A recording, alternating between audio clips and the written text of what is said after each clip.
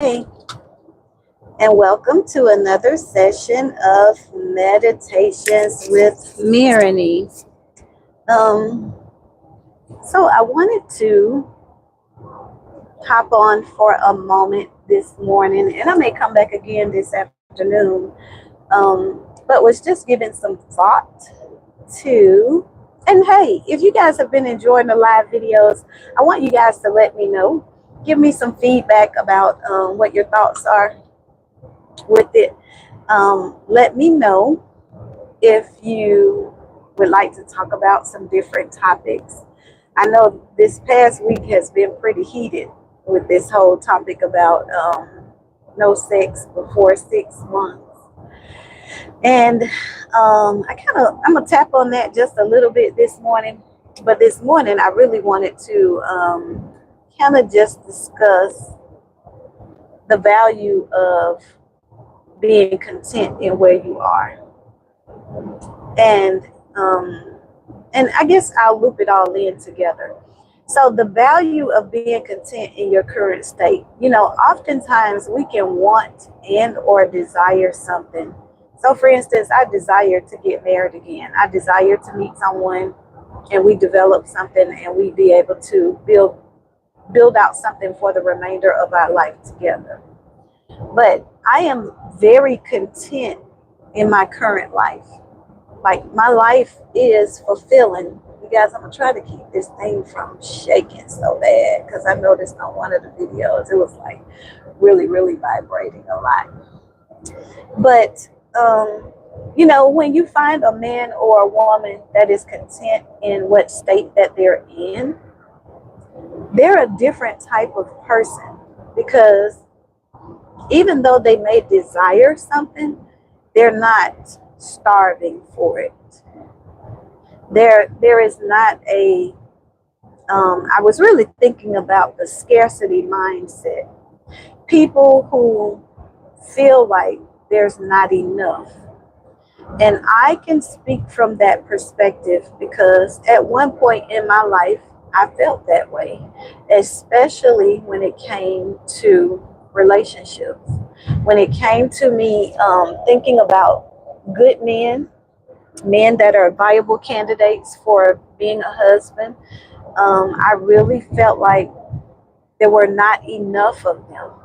And I felt like most good men, in my opinion, if they are men who desire to be married, are already married, and or they have been married, and if they've gone through a divorce, many of them are not interested in being married again. And that's typically because a really good man, he really probably is only going to marry one time. I think that I would have thought differently about that many years ago, but now I do believe that a really good man and or a good woman, but women, we're more likely to marry again because of the way that we're made up. But a really good man, he's really probably only going to want to get married once. If he marries a second time, it's because it was a pretty special woman. So it made me think about people that have a scarcity mindset. And what kind of made me think about it was I was looking at a video where the young man was talking about, hello, thank you guys for joining. The video was talking about this guy who had all these different women and how he was treating the women, like the lack of respect, the things that he had them doing. Like the guy said one day he had a girl who, I guess she was sitting in the car all day long while he was inside working. She was sitting in his car. In my mind, I was thinking, well, what kind of life does she have that she can sit in the car for 8 hours and wait on a man to get off work? I don't even have that kind of giveaway.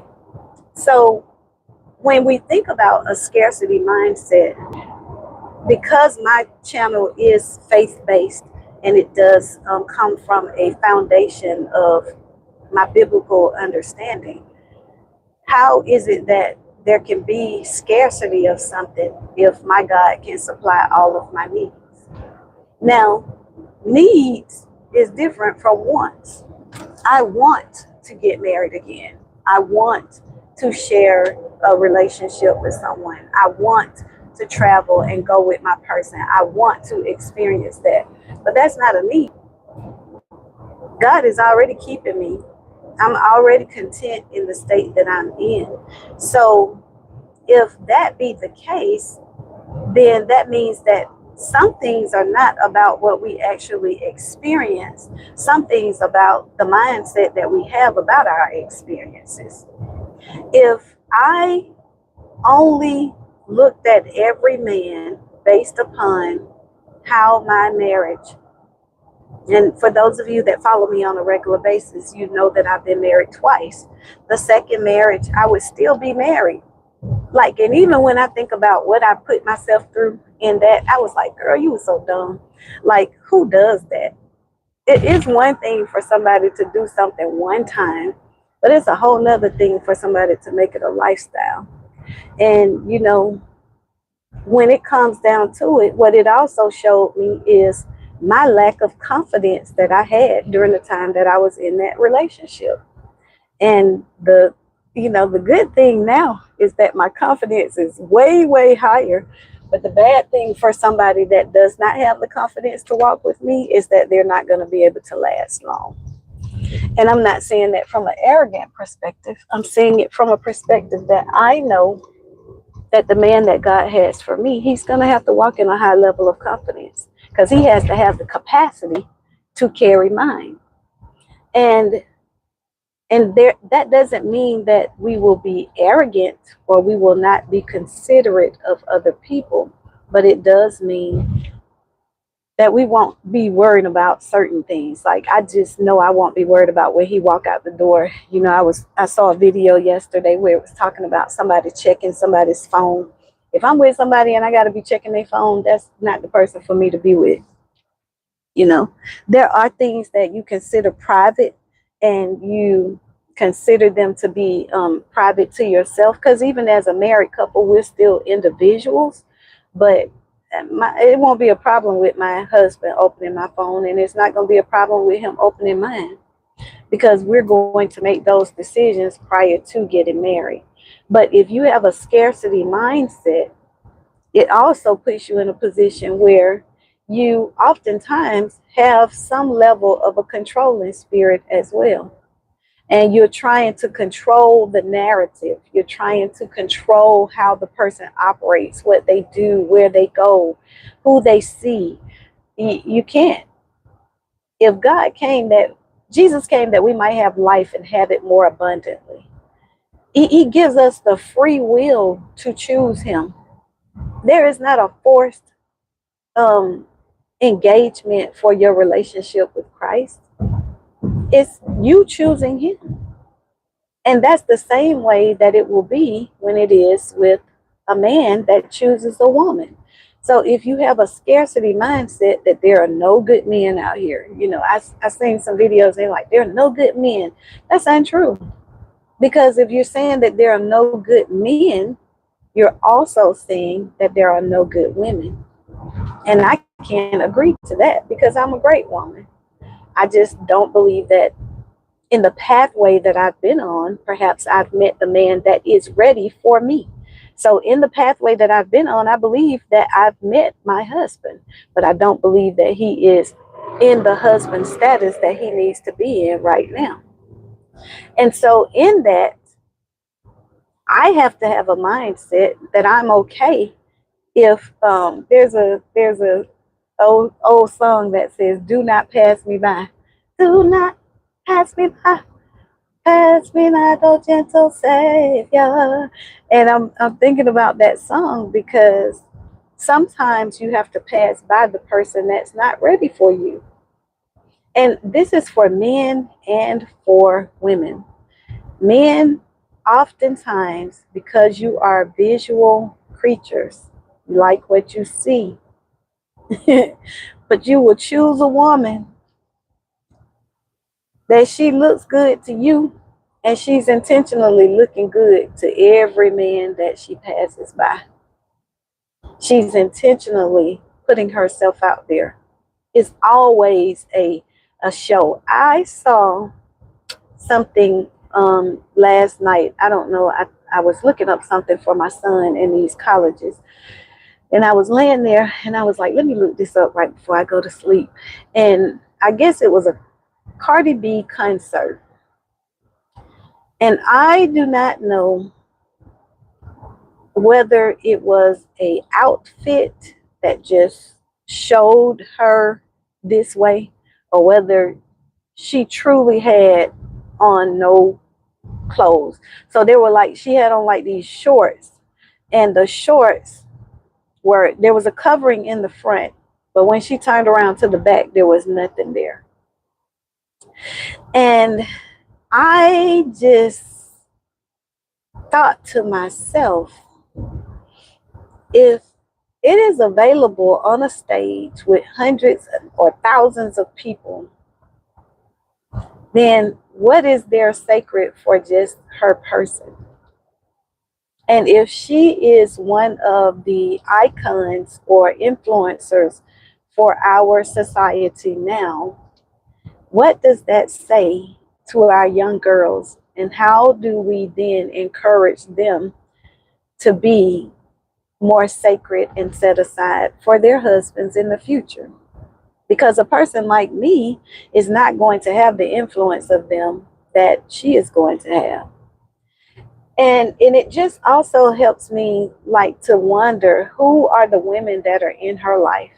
Like, you know, where is her mother figure? Where are her aunties? Where are the women that could speak life to her and say, baby girl, you don't have to put yourself out there like that in order for a man to want you. Men gonna want you anyway. They gonna want you if you're ugly, if you're skinny, if you're fat, if you're tall, if you're short. They want you with the humps, the bumps. It's us women who think that men don't have an attraction to us.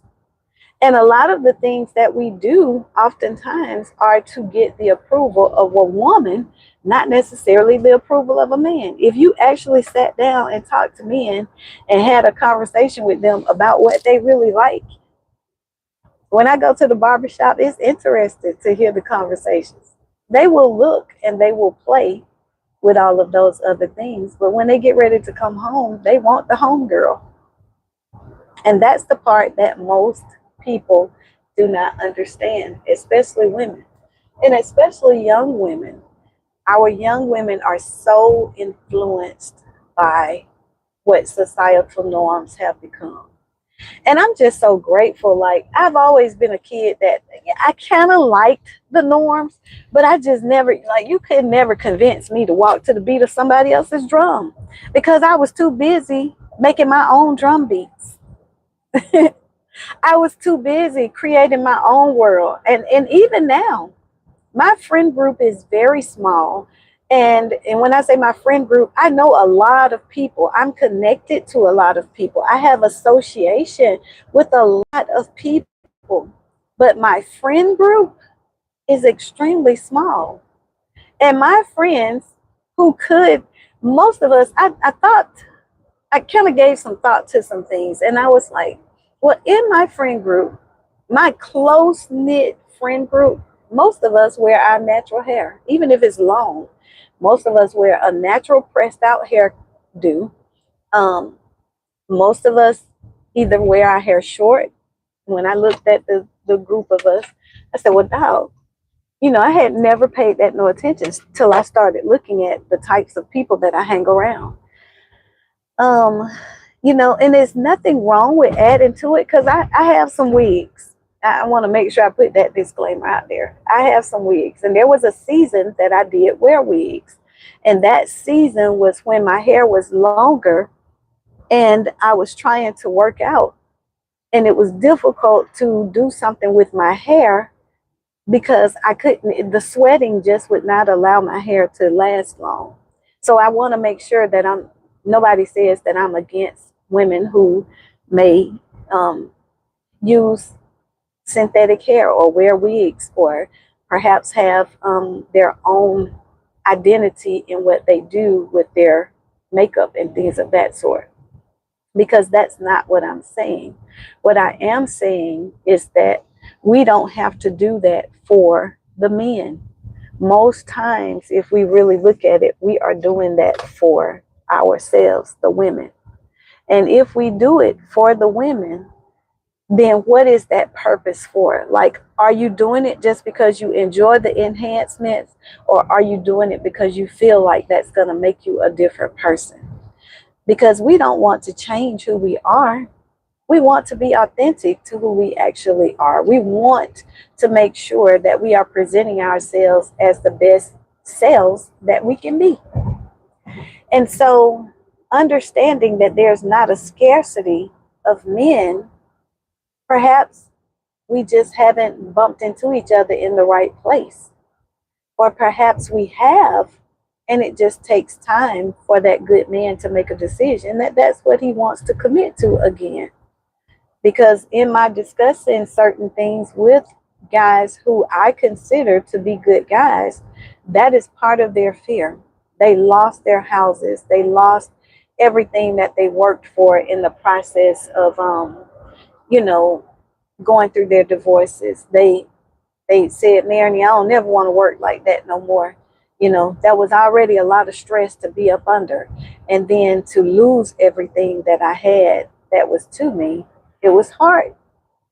That is a very difficult process to walk through. And so, you guys, when I get to my destination, I'm going to look at the comments. Thank you so much. I see that some of you are putting comments out there. But I want us to be more cognitive of being confident in the fact that you are enough. And that doesn't mean that you don't have to improve. I know that I'm going to have to make some improvements. And I know that I will have to grow, as we all will. We will forever be growing until we 6 feet under, or until they burn us up. Whichever one you're going to go, you're going to be growing and developing. The key factor is meeting someone that wants to grow, meeting someone that wants to develop, meeting someone that wants to put in the work that it takes in order to be a better person. And the truth of the matter is, there are people out here that want to do that.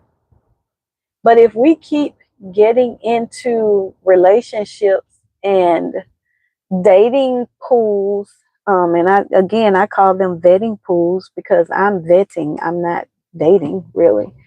And I know I said dating in some of my previous videos, because I just gave thought to the fact that, yeah, I was dating, but I was really vetting to see whether or not that person was going to be somebody that I felt I could be with long term.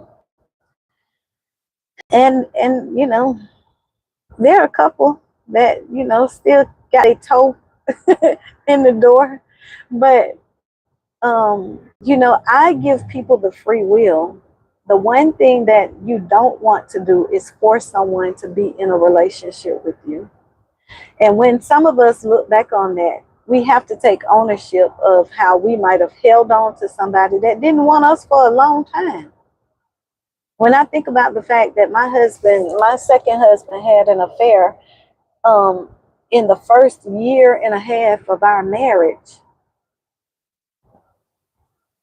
did I really have a marriage for 10 years? That's a question. Not just to be asked, but that's a question that I had to answer. So I stayed married for 10 years, but did I have a marriage for 10 years? If he found a way to step out of my marriage in the first year and a half, and even when I asked him, like, what did I do? Like, what caused this? Because we went on what I thought was a good space. First year and a half, we were still in the honeymoon stage. I was deeply in love with him when he had that affair. And that was why we could survive, because my love didn't change. Like, the shock factor, I couldn't quite grasp what took place. And then I went into fix it mode. And that was where, now that I look at it, that's where I made my mistake. Because you can't fix it. If it's nothing wrong with you and it's nothing wrong with that person, it just has everything to do with what they want and what they don't want. And the truth of the matter is, he just didn't want that type of relationship, not just with me. The interesting thing with him is that, as I shared with him, I don't get mad with him because he didn't just do that to me. He would have done that to whomever he was talking with. That would have been whomever he was married to. So I did internalize it initially, but then I had to go back and actually say, hey, this didn't have anything to do with me. It had everything to do with just who he is. So I've made it to my destination, and once I get up in here, I'm going to look at some of the comments because I see you guys have put some out here for me, and I'm excited about that. But I just want you guys to know there's not a scarcity of good men and good women. There might be less good men than there are women, because statistically there are more women than men. But I want you all to know that if you are truly believing God for something, and that's the other component that I really wanted to make a point about. A God or divine connection is going to be different from a natural connection. I want to make sure that we understand. So those types of connections are going to happen a little bit faster. And when I say faster, the development of the relationship may move a little bit faster than the development of a natural connection. And I think that from my channel, you have to look at being prayerful when you are, you have to look at being prayerful when you are in the vetting process. Because God will show you exactly what you need to see. And you will know exactly what it is that you need to know when it comes time for you to make a decision about, where do I want to park at? Oop, they got it blocked off right here. Sorry, y'all. When it comes time for God to allow you to make a decision about that person. And sometimes, if we're honest with ourselves, God will show you that this is not the one, but because that's what you want, you will make it happen. And you'll do it that way because that's what you want. But when it boils down to a divine connection, I believe that God is bringing people together nowadays, that He is connecting lives. I remember one of my very first videos, the video talked about how there were going to be people in different states and God was going to be bringing them together. So don't be surprised at the relationships that will come about. And people are going to look, because the person may not look like what you would normally date. They might not act like what you would normally date. They might not be your normal person that you would choose, but they're going to be everything that you actually need in order to fulfill your life. And they're going to actually like you. There are so many people who are in relationships with people who don't even like them. That person is going to actually like you. They're going to like you for who you are, not for what you can do for them, not for what you bring to the table, not for what you can buy them. They're going to like you for you. And the thing is, you're not going to know how to deal with it initially, because you've not met many people that liked you just for you. You've met people that liked you for what you could do, or what you brought to the table, or how you provided for them. But you have not met many people that liked you for you. And that's one of the things that I'm looking forward to enjoying, is that I'm looking forward to the fella that is going to like me for me. He going to like me just for my silliness. He's going to like me for my little sassiness, for my giggle, all of that. So I want to go back, guys, and look at some of the comments. Thank you guys so much for joining me this morning. Okay, somebody asked, what's my name? My name is Marigny. And it's, if you look for me on YouTube, it is Meditations with Marigny. And it's Marigny. So it's Meditations with Marigny.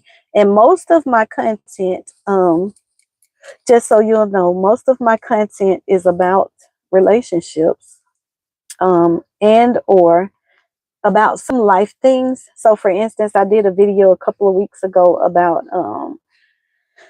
the IRS tax forgiveness program.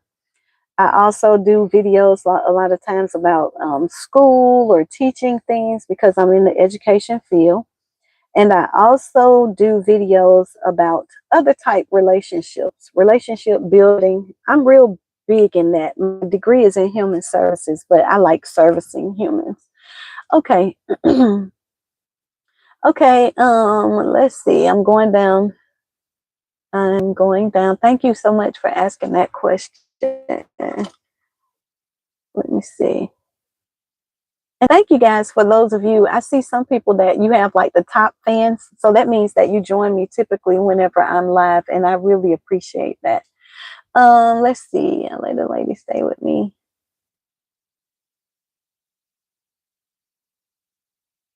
Okay. Somebody said, I let a lady stay with me. Sometimes I pause before I read it just to make sure I can read it on YouTube.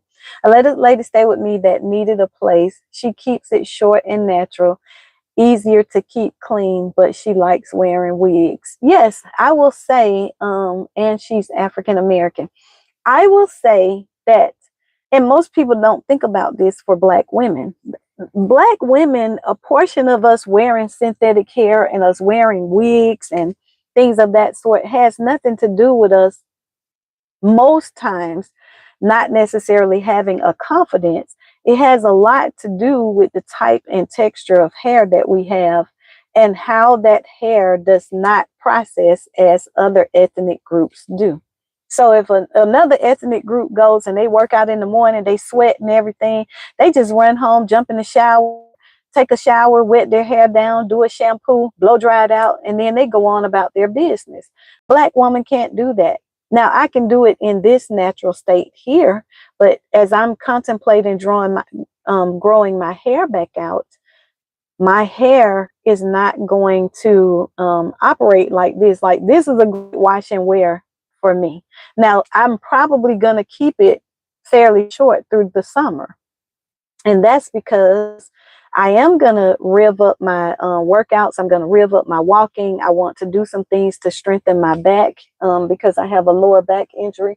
And so with that, I want to increase those strengthening areas. And in order for me to do that, then I'm going to probably be sweating. So for Black women, oftentimes it is because we need that ability to have the flexibility of how we can wear our hair. All right, guys. Well, I've made it to my destination. I got about 5 minutes, so I will see if a few other comments come in.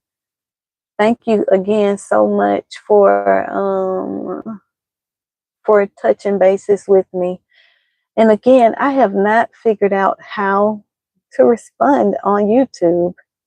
On Facebook, you can do it, and I think YouTube gets me for saying the word Facebook on their site. I think that they what do you call it? Censor my messages because I noticed that sometimes I don't get as many hits when I use that word. But if YouTube is watching, then I just say increase the ability for us to be able to comment while we're on the live, and or make it easier for the comments to show up once we post it to our YouTube page, because the comments do not come up. I read somewhere that it says it will come up in the replay, but even when I've done the replay, I do not see the comments. I don't see it as I see it now in the live. So hello, and thank you guys for joining this morning. Thank you again for everyone that's coming in. I really appreciate you.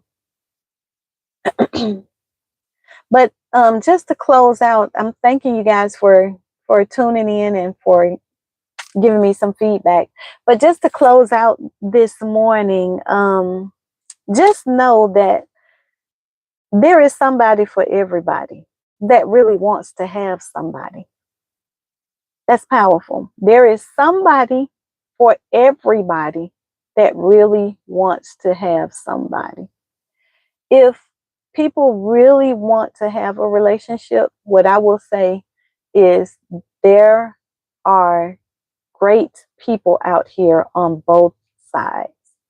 There are some great women and there are some great men that really do want viable relationships that are healthy and that are going to take them to the next level of a solid relationship and or marriage.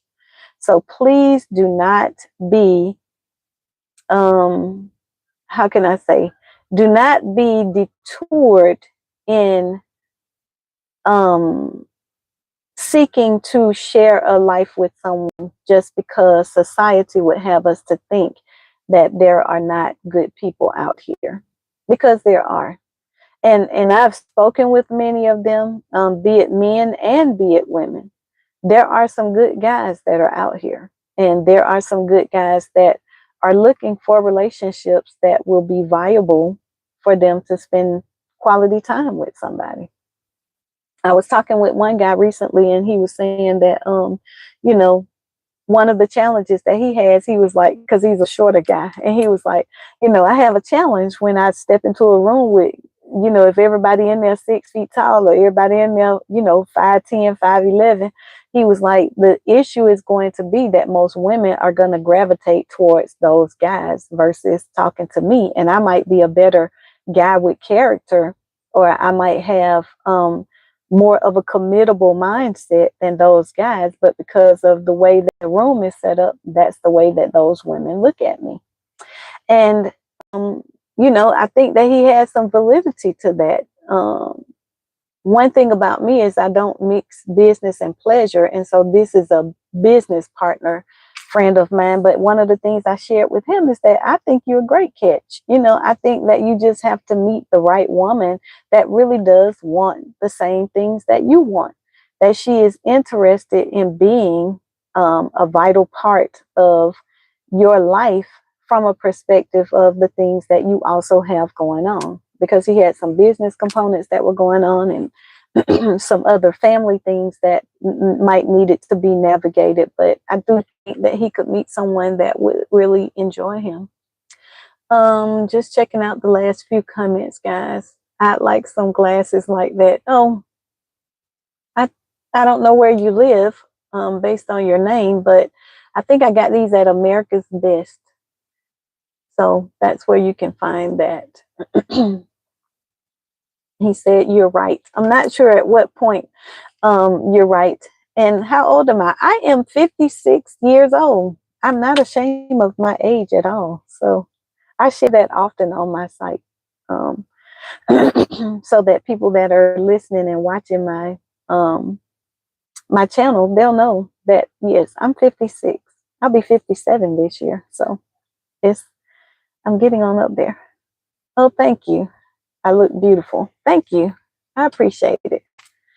I try. The older that we get, we got to work a little bit harder to keep things all together. And that goes back to, if you were on earlier, it goes back to even what I was talking about, teaching the young women. Like, what I think about is, if these young women are so loose in their life right now, what are they going to look like 30 years from now? Like, if you're going to have plastic surgery in your 20s, do you not understand that you're going to have that redone by the time you're 40, and maybe again by the time you're 60? Most of the women that I know, they have not had cosmetic surgery and things of that sort. And I know, I had a small procedure done some years ago after I lost weight naturally. There was a couple of areas that I could not get the weight to come off in those areas. And if I'm completely honest, I do regret the procedure, because after some years, I did have challenges with those areas of my life, my body. So, but I didn't have anything done to alter my body. It's just that I had lost weight, and it was just fat I couldn't build enough muscle in those areas to supplement what I really needed to do. Good morning. Um, Okay. Well, thank you so much for that comment. Um, but anyway, guys, I'm going to get ready to go because I've made it to my destination. I see people walking up, and I'm going to get out the car. I'm not due here till 8:30, but I got like 30 minutes to get inside. But I hope that you guys have enjoyed the video. Just know, be encouraged to know that there are some great men and women out here. I'm going to move this because the sun is shining. I want you guys to just know that God is still in control. Like, it does not matter what you've been through. If you were in a relationship previously and it didn't work out, examine that relationship and just make sure that you did everything that you were supposed to do. If you didn't, figure out the things that you might have not done as well and how you can improve on that for the next time around. And then get in a relationship with someone that you can build a bond with, and you can have that authentic relationship to converse about the things that you might need to actually correct. We want to be with somebody that we can be our worst self with. And when I say our worst self, like, they can see our vulnerable spaces and they can still love us through that.